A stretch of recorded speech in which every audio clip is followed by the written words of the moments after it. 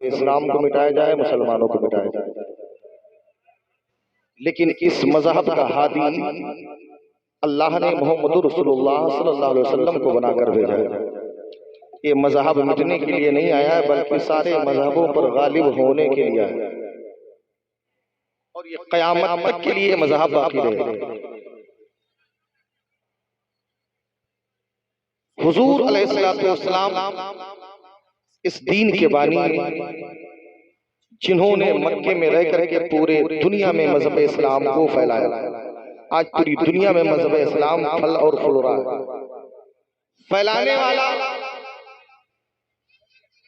मोहम्मद रसूलुल्लाह और मजहब इस्लाम को बचाने वाला नवासे रसूलुल्लाह, जिसने करबला में जाकर के मजहब इस्लाम की बका के लिए सिर्फ अपना नहीं, अपने तमाम अहले खानदान और मुहिब की भी कुर्बानियां देकर मजहब इस्लाम को जिंदगी अता फरमाया। अब इस मजहब इस्लाम को सिर्फ हमें और आपको उस पर अमल करके अपने अमाल को संभालना, बाकी और हमें कुछ नहीं करना। इस इस्लाम ऐसा यहाँ तक नहीं पहुंचा, बड़ी कुर्बानियां हुई, लेकिन हमें तो फ्री में मिल गया ना घर बैठे बैठे, तो हमें इसकी कदर क्या पता। हमें तो इस मजहब इस्लाम के लिए कभी एक चाटा भी नहीं खाना पड़ा। आंखें खुली तो मौली साहब ने आकर कानों में अजान दे दी, है ना, और थोड़े बड़े हुए मदरसे में पहुंचे, मौली साहब ने कायदा दे दिया, और थोड़े बड़े हुए पारा दिया, फिर कुरान दे दिया। सारी चीजें तो हमें मिलती कि हमें पता ही नहीं चला मजहब इस्लाम होता क्या। जिन्होंने मजहब इस्लाम की खातिर तकलीफें उठाई, उनसे पूछो मजहब इस्लाम का मुकद्दर क्या क्या, किसकी किस्मत में आता है। अल्लाह ने हमें वो मजहब इस्लाम फ्री में अता किया। अब भी अगर हम इसकी कदर व मंजिलत न समझें तो शायद ये हमारी कम नसीबी है। इसलिए प्यारे, मजहब इस्लाम ये मक्का से तो जरूर आया, लेकिन हमारे पास पहुंचने में बड़ी कुर्बानियां हुई। इसी हिंदुस्तान में तमाम उलमा की लाशों को दहली मार्केट के अंदर सूखे पेड़ों के ऊपर सूखती हुई नजर आई। यहाँ तक कि मुरादाबाद के लाल चौक पर अल्लामा किफायती काफी को जब अंग्रेजों ने फांसी देने के लिए ले जा रहे थे, तो आपके जिस्म पर इस्त्री लगा करके पूरी चमड़ी उधेड़ दी और फिर कहा कि तुम्हारी कोई ख्वाहिश है। तो आपने फरमाया, ऐ अंग्रेजों, इतना जान लो, तुम चाहते हो ना कि इस्लाम दुनिया से मिट जाएगा, मुसलमान मिट जाएगा। तो उन्होंने कहा था, कोई गुल बाकी रहेगा ना चमन रह जाएगा, कोई गुल बाकी रहेगा ना चमन रह जाएगा, पर रसूलुल्लाह का दीने हसन रह जाएगा। आज पूरी दुनिया में मजहब इस्लाम अपनी छाप छोड़ चुका है। बस खुदा का फजल ये है कि नौजवानों, अब तुम्हें मजहब इस्लाम को समझना और समझने के साथ साथ में तुम्हें ये दुनिया वालों को बताना है, क्योंकि लोग अब तुम्हारे कुरान को नहीं पढ़ेंगे। लोग अब मजहब इस्लाम को समझने के लिए तुम्ही को देखेंगे। अब जैसा तुम्हारा किरदार होगा, लोग पता लगा लेंगे मजहब इस्लाम कैसा मजहब है। तुम चलते फिरते हुए मजहब बन जाओ कि लोग देखने के बाद पता लगा लें कि जब मजहब इस्लाम के मानने वाले इतने लायकदार है तो मजहब इस्लाम कितना बुलंद वाला मजहब होगा। जब ये फॉलोअर ऐसे हैं तो जो दीन मजहब इस्लाम लेकर के आया होगा उस मोहम्मद की जात कितनी आला होगी। लेकिन आज अमली की वजह से आज जानते हैं ना, लोग मुसलमानों को थूक रहे। आलम यह है कि मजहब इस्लाम को पूरा भला कह रहे हैं। क्यों? क्योंकि हमने मजहब इस्लाम को गलत तरीके से हमने उसे लोगों के दरमियान हमने पेश किया, क्योंकि हमारे अंदर खुद वो बदअमालियां हैं। यही आलम अगर रहा प्यारे तो पूरी दुनिया आज सिर्फ एक ही टारगेट बना रही कि मुसलमानों को मिटा दिया जाए। लेकिन नहीं साहब, मजहब इस्लाम ने हम जैसे गुलामों के लिए ऐसे ऐसे आइडियल दिए हैं, अगर उनकी जिंदगी को हम अपना लेना तो खुदा की कसम दुनिया भी कामयाब है और आखिरत भी कामयाब है। अमीर मोमिनीन उमर बिन खत्ताब जानते हैं, मुल्क शाम के लिए जब वहां के पादरियों ने कहा कि अगर उमर बिन खत्ताब अगर आ जाएंगे तो हम उनसे कोई भी बगैर जंग किए हुए हम सुलह कर लेंगे, शर्त ये है कि वो आए। जब उमर बिन खत्ताब यहाँ से अपने गुलाम के साथ गए तो आलम यह था कि एक मंजिल तक आप घोड़े पर बैठ कर चलते तो दूसरी मंजिल पर आप पैदल चलते, गुलाम को घोड़े पर बिठा देते। फिर एक मंजिल आप पैदल चलते, फिर गुलाम को बिठाते, फिर आप बैठते, गुलाम को बिठाते, यहाँ तक जब आप मुल्क के करीब पहुंचे तो क्या देखा कि वहां का जो एक मुस्लिम पुलिस अफसर था, वो आया, कहा हुजूर वहां तो लोग सब आपका इंतजार कर रहे हैं कि देखें अमीरुल मोमिनीन किस शान और शौकत से आ रहे हैं, कम से कम आप ये घोड़े की लगाम पकड़ कर चल रहे हैं। आपने फरमाया अगर आज तू मुसलमान नहीं होता तुझे मैं ऐसी सजा देता कि दुनिया याद रखती, क्योंकि ये मजहब इस्लाम है, यहाँ चाहे गुलाम हो चाहे आका हो, ये मजहब इस्लाम सबको बराबरी का हक देता है। तो पादरियों ने आकर बगैर किसी चूनो चरा के चाबी आपकी झोली में डाली और कहा जब अमीरुल मोमिनीन, जब नबी के खलीफा के आलम है तो फिर मोहम्मद रसूलुल्लाह का आलम क्या होगा, फिर मजहब इस्लाम का आलम क्या होगा। यही वजह था कि पादरियों ने बगैर किसी चूनो चरा के आपसे सुलह करके और मजहब इस्लाम का कलमा पढ़ लिया था। लेकिन आज हमारा आपका आलम क्या है? आज हमारी दुनिया में आज जानते हैं हमारी थुथु हो रही है, क्यों? यह वजह सिर्फ ये बदअमली। मुहर्रम शरीफ आ जाए बस दो चार लफंगे ऐसे हैं, बस समझते हैं कि बस हम इसलिए हैं, बस ये हमारा काम है। ये प्यारे इतना ही काफी नहीं है, जिंदगी का एक एक लम्हा आका हुसैन के नाम होना चाहिए। ये नहीं कि सिर्फ हम 10 दिन के लिए, एक महीना के लिए नहीं, पूरी जिंदगी आका इमाम हुसैन के हवाले कर दें। आज जानते हैं आज नौजवान देखो जहां पे बैठता है बस सेल्फी लेना, अभी स्टेज पे साफा बनवा रहे हैं और सेल्फी लेने आ गए। हाँ भाई साहब सेल्फी लीजिए यार, मोबाइल इतना इंपॉर्टेंट हो गया आपके लिए कि मिंबर रसूल की भी कदर मंजिलत आप समझे। आप हर जगह सेल्फी का मामला इतना दौड़ पड़ गया, ये मोबाइल अल्लाह की रहमत है, इसे आप जहमत मत बनाए। ये मोबाइल तो इतना कीमती, रब ने इस पुरफतन दौर में, इतनी तरक्की याफ्ता दौर में अल्लाह ने अगर मोबाइल न दिया होता तो आलम हमारा आपका क्या होता।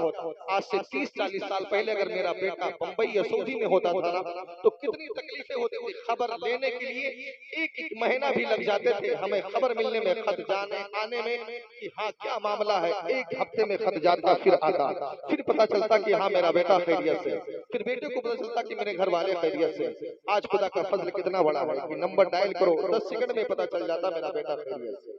ये रब का एहसान है।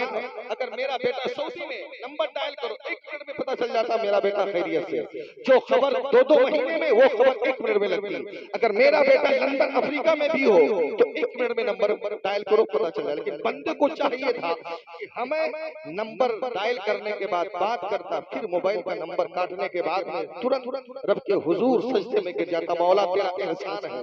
अगर आज ये तू मोबाइल न दिया होता तो आज इस पुरफितन दौर में हम क्या करते। आज देखो अल्लाह ने, हम 4 फ्लोर पे रह रहे हैं, 5वीं फ्लोर बंबई में 50 महला बिल्डिंग है। अब बताइए 50 महला पर अगर पानी ले जाना होता कुएं से भर करके पैदल तो पता चलता एक मटका पानी ले जाने में सुबह से शाम हो जाती। लेकिन रब ने कितना हमें, आज रब का एहसान है कि उसने हमें मोटे दे दिया कि उधर लाइट आए बटन ऑन करो 10 मिनट में पानी 15 फ्लोर पे, 10 मिनट में 20 फ्लोर पे। रब का एहसान है। तो बंदे को चाहिए था कि 20 फ्लोर पर रहने के बाद में पानी पीने के बाद रब के हुजूर सजदे में गिर जाता, मौला तेरा एहसान है। अगर मैं पानी नीचे लेने के लिए ऊपर आता तो पूरा दिन मेरा इसी में खत्म हो जाता। लेकिन हम बेस पे बैठे रहे, पानी मिल गया, रब का तेरा एहसान है। बंदों ने उसे शुक्रिया ना अदा की बल्कि उसी 30 फ्लोर पर बैठ करके क्या करना शुरू कर दिया, ज़िना करना शुरू कर दिया। मोबाइल को जो रब का शुक्र अदा करने की जगह थी, आज उसी मोबाइल को ज़िना का अड्डा बना लिया। ये जमीन बंदों को देखने के बाद रब की बारगाह में सर पर सुजूद होना चाहिए। मौला अगर जमीन न होती तो आज बताइए ये पत्थर अगर होता तो आग उगल रहा होता, फिर हमारी जिंदगी दुश्वार हो जाती। लेकिन बंदों ने क्या किया, उसी जमीन पर ज़िना करना शुरू कर दिया। पहाड़ एक ऐसी रब की दी हुई नेमत है जो बगैर किसी चीज के वो रुका हुआ है। यहाँ तक कि मौरखीन फरमाते हैं जब पहाड़ अपने आप से हिलेगा तो पूरे जमीन में जलजला आ जाएगा, जब पहाड़ टूटेगा पूरी दुनिया तहस नहस हो जाएगी। यानी जमीन को रोकने के लिए आज जगह जगह जो पहाड़ है इसी वजह से जमीन रुकी हुई है।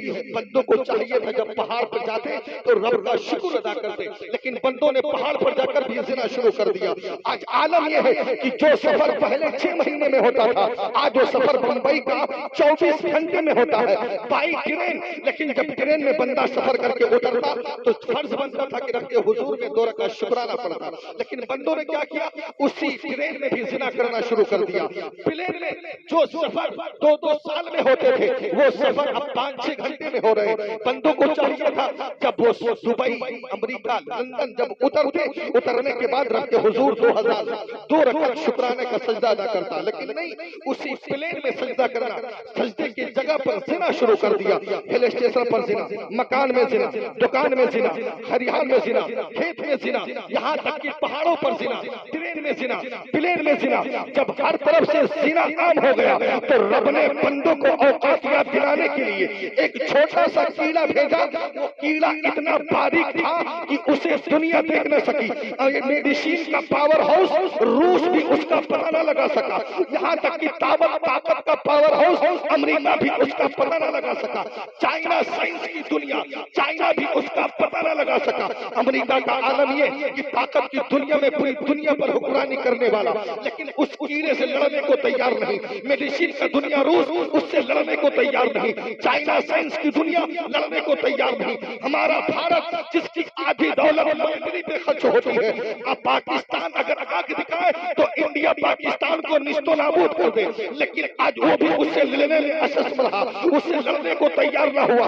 ये आलम जब बढ़ता गया, बड़े बड़े अमीर, बड़े बड़े उमरा, जिनका आलम ये था कभी एक पैर दुबई में तो कभी लंदन तो कभी अमेरिका, जिनका हमेशा टूरिस्ट वीजा होता था, जिनकी जेब में हमेशा पासपोर्ट रखा होता, आज आलम वो आ गया कि लोग घर में नौकरों की तरह कैद होकर के काम करने पर मजबूर हो गए। अल्लाह ने पूरी दुनिया को एक छोटे से कीड़ा भेज करके पूरी दुनिया सहम गई। रब ने बंदों को औकातियात दिला, बंदो बंदे हो, बंदे बनकर रहो, खुदा बनने की कोशिश मत करना। सब कुछ तुम्हारे चाहने से नहीं होगा, होगा वही जो मंजूर है खुदा, होगा वही जो मंजूर है खुदा होगा। अल्लाह ने एक कीड़ा भेजा, पूरी दुनिया से हम गई। अब जरा पता लगा, जब न देखने वाले कीड़े का ये आलम है, अगर देखने वाला कीड़ा आ गया तो फिर आलम क्या होगा। इससे पहले कि रब का अजाब आए, तौबा करके अल्लाह के सच्चे बंदे बन जाओ। मजहब इस्लाम के फॉलोअर हो, अपनी किस्मत पर नाज करो, लेकिन शर्त यह है कि सच्चे मुसलमान बन करके दिखाओ। आप जानते हैं आज हमारे मुसलमानों के अंदर एक कमी है, मैं आपको बताता हूँ। डॉक्टर विलियम मूर, बहुत बड़ा साइंटिस्ट, बहुत बड़ा रिसर्चर, वो कहता है कि मैं हमेशा मजहब इस्लाम के ऐबों को वो निकाल करके लोगों के सामने पेश करता था, लेकिन एक चीज ने जो मुझे मजहब इस्लाम की तरफ झुकने पर मजबूर कर दिया, वो चीज ये है कि नबी आखिरुज़्ज़मा के आने से पहले का जो अरब था, अरब का मामला ये था कि आपस में लड़ने वाला अरब, गाली गलौज करने वाला अरब, बच्चियों को जिंदा दफन करने वाला, बीबियों की इज्जत न करने वाला अरब। जहाँ तक आलम ये था कि वहां पर लोग बातें कम करते थे, तलवार ज्यादा चलाते थे। कुंबे में बटा हुआ अरब, कबीलों में बटा हुआ अरब, यहाँ तक कि खानदानी दुश्मनियां इतनी उरूज पर थी, अगर किसी फंक्शन में मिलते भी ना तो जब तक फंक्शन चलता मिल के रहते, फंक्शन खत्म होते ही फिर तलवारें बाहर आ जाती। लड़ने वाला अरब, खून खराबा करने वाला अरब, आपस में मर मिटने को तैयार रहने वाला अरब। ये सारी ऐब देखने के बाद में डॉक्टर विलियम मूर कहता है, जो काम पूरे दुनिया के अतीबा न कर सके, बड़े बड़े हुक्मरान न कर सके, बड़े बड़े दानिशवर न कर सके, जो काम बड़े बड़े हुक्मरान नहीं कर सके, वो काम तनहा आमना के लाल ने करके दिखा दिया। वो साथ में आया और आने के बाद में पूरे अरब वालों को एक दस्तरखान पर बिठा दिया। आखिरकार डॉक्टर विलियम मूर कहता है, जब मैंने देखा तो उस जात ने जब पूरे अरब वालों को एक दस्तरखान पर बिठाया और उनमें एक दूसरे को भाई बना दिया, और भाई इस तरीके का बनाया कि एक दूसरे को जो पहले काटने को तैयार थे, अब एक दूसरे के लिए मर मिटने को तैयार है।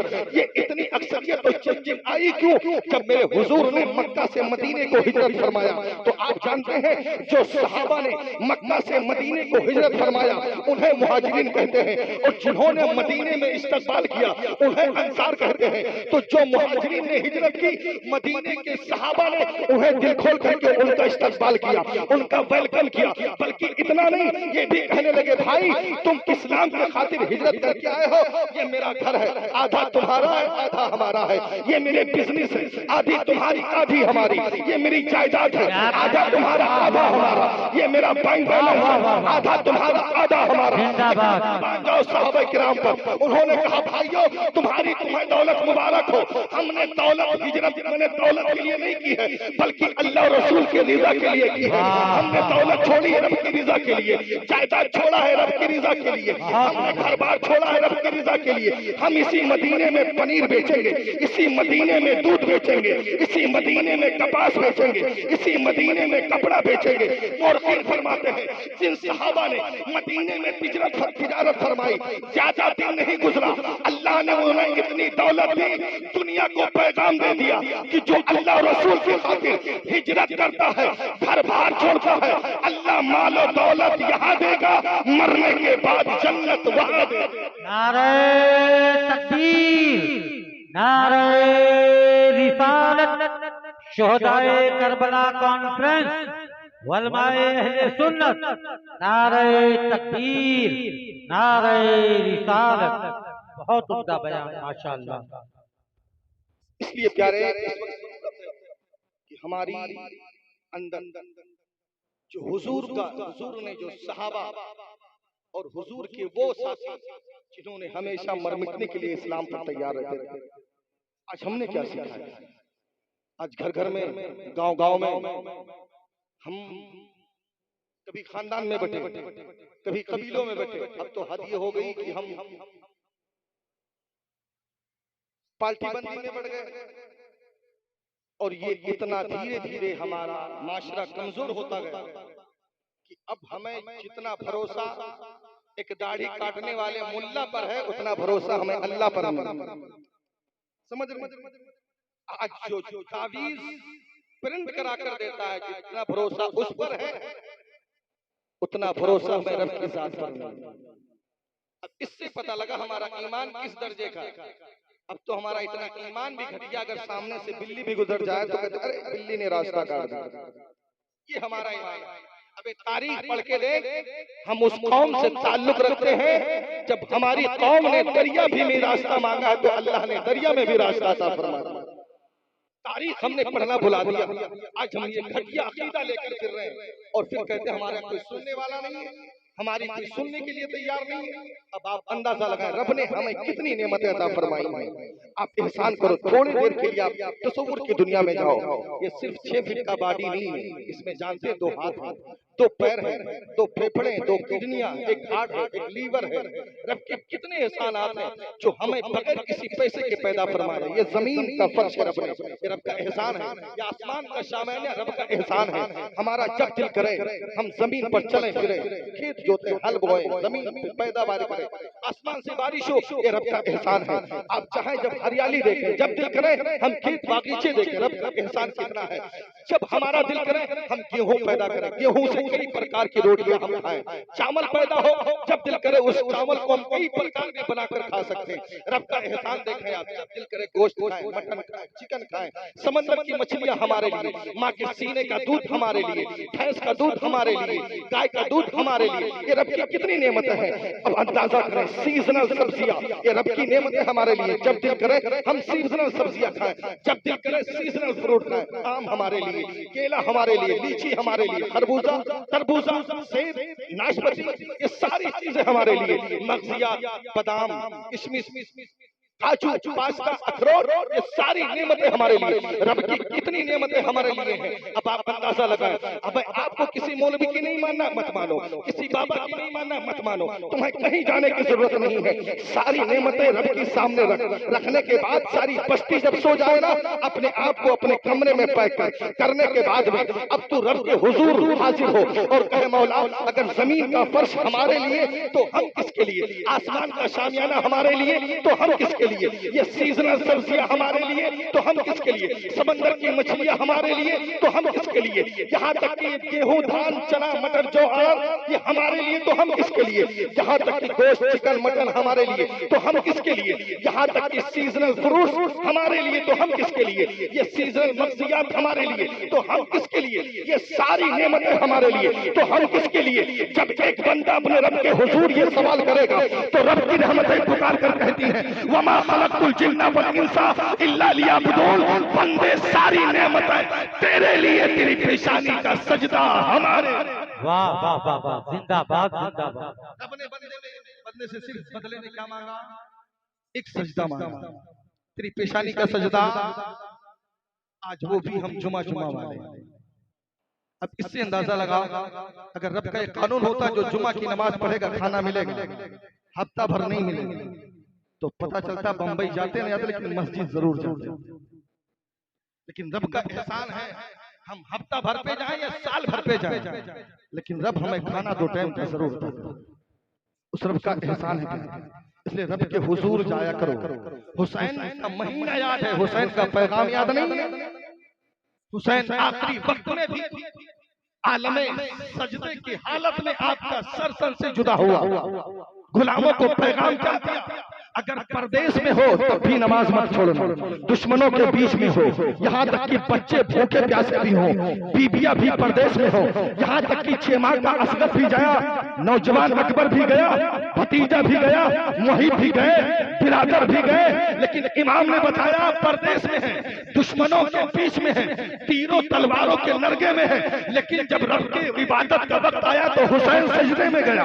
अब बता दिया हुसैन ने, अगर दुश्मनों के बीच में हो तब भी नमाज पढ़नी है, परदेश में हो तब भी नमाज पढ़नी है, यहाँ तक कि भूखे हो तब भी नमाज पढ़नी है, प्यासे हो तब भी नमाज पढ़नी है। हमारा आपका आलम तो ये है कि मस्जिदें एयर कंडीशन है, पानी भी मौजूद है, जो परदेश में भी नहीं घर में मौजूद है, दुश्मन नहीं दोस्तों के बीच में है, सारी सहूलतें पूरी होने के बावजूद जब हम मस्जिद नहीं जाते तो क्या तुम ये नारा हुसैनी लगाकर क्या जन्नत के हकदार बन सकते हो? अगर इमाम ने पूछा, अगर तुमने नारा लगाया था तो क्या मेरा पैगाम याद नहीं था? जवाब क्या दोगे? इतना याद रखना, अगर हुसैन के पैगाम पर अमल कर लिया, अगर आका हुसैन ने सिर्फ एक सजदा कबूल कर लिया उनके इश्क में, तो इतना याद रखना, हश्र में अगर हुसैन ने मुस्कुरा दिया तो हुसैन का मुस्कुराना इतना काम कर जाएगा जो काम पूरी जिंदगी की इबादत नहीं करा सकती है। इसलिए अगर राजी करना है तो हुसैन के हुजूर जाने से पहले उनके पैगाम पर अमल करके फिर हुसैन को पुकारो। क्या पेश करो आका, क्या चीज हमारी है। वाह वाह वाह वाह, क्या पेश करो आका, क्या चीज हमारी है। ये दिल भी तुम्हारा है, ये जान भी तुम्हारी है, ये दिल भी तुम्हारा बहुत है, ये जान भी तुम्हारी है। मोहब्बत के साथ दुरूद।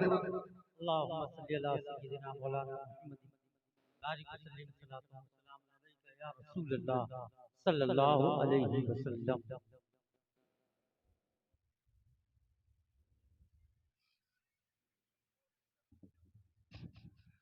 उर्दी घोड़ा वालों, किस्मत पर जितना भी नाज करो उतना कम है। माशाअल्लाह, आप देख रहे हैं कि आपके सरजमीन उर्दी घोड़ा में काले रसूल की आमद हो चुकी है। माशाअल्लाह। वही शख्स